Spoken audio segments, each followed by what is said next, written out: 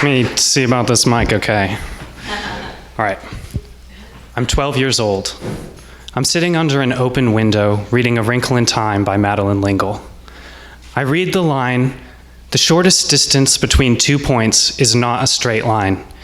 And I think for the first time about how we perceive the world, how our entire perception of reality is shaped within our brains. And I am obsessed. I'm 26 years old.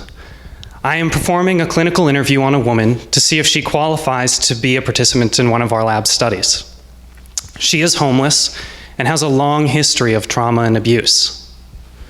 I ask her if she hears voices, and she tells me she does. She is very insightful, however, and so I continue to ask her about her auditory hallucinations.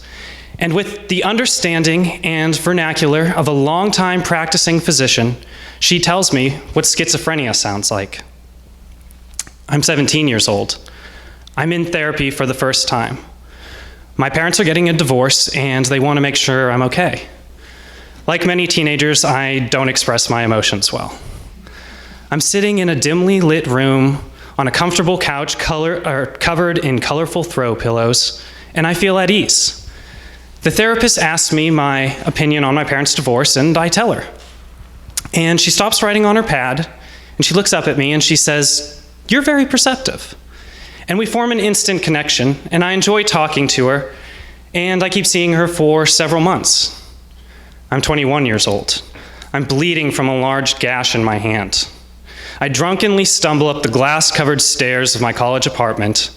I go to a broken picture and a shattered frame lies at the bottom of the stairs. I go into the bathroom, and I bandage my hand with toilet paper and tape, and I look in the mirror at the person with dark circles under his red eyes, and I tell him he's an idiot for punching the picture. I go back downstairs, and I take another shot of whiskey. And even though I'm drunk and angry, at least I'm feeling something. I'm 19 years old.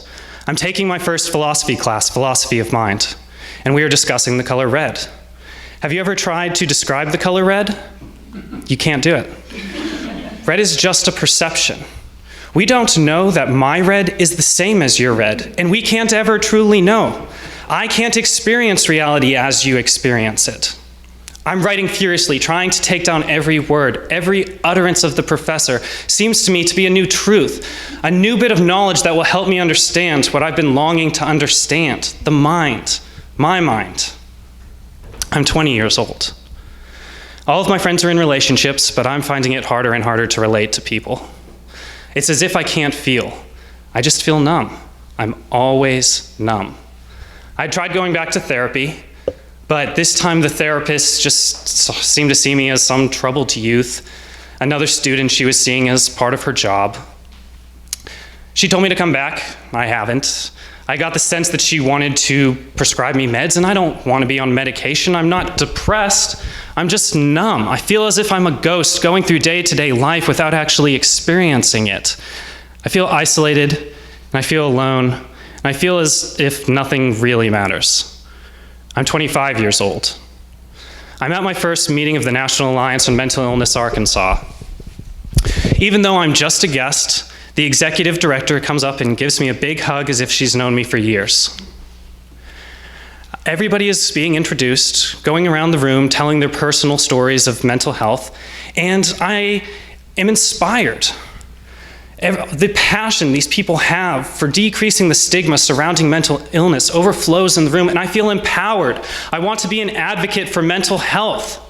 So I asked to join, and a month later, I'm a board member. I'm 23 years old.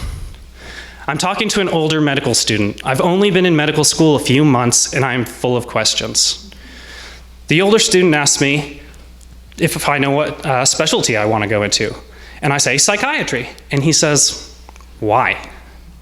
And I say, well, I'm doing the MD-PhD program, and I want to use my knowledge of the mind to help develop new treatments for psychiatric disorders. And he says, completely genuinely, as if trying to really help, that that's great, but don't tell any of the physicians you rotate under that you want to do psychiatry. They won't take you seriously. And I will hear many more similar comments over the next several years. So you don't want to be a real doctor? Why would anybody spend 4 years for a degree in psychiatry? And psychiatry is not real medicine. I'm 26 years old. I am presenting my research on addiction comorbidity at a national conference. I end the talk discussing the importance of studying the underlying neural connectivity and how it relates to one's perception of themselves. And everybody applauds. I am 21 years old. I'm standing alone on top of Petit Jean Mountain. And even though I'm on the highest rock I could find, I'm at one of the lowest I've ever felt. And I'm sick of it. I am sick of feeling numb. I am sick of not feeling anything. I just want to feel something. And I look down, and my legs feel weak even though I'm not afraid of heights. So I look up. I look up out over the valley and I yell. I yell, "You can't stop me!" I yell it over and over again.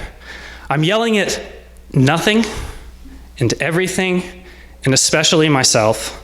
I yell it until I can't yell anymore. And then, for the first time in several months, I get this small, creeping sensation of satisfaction. I'm 27 years old. I'm speaking at an event talking about my story of mental health. It is disjointed, snippets of my life as told from my perspective, but that is all I have, my unique perspective. That is all any of us have. But if we can take that unique perspective and share it with each other, often we find we're not so alone. Thank you.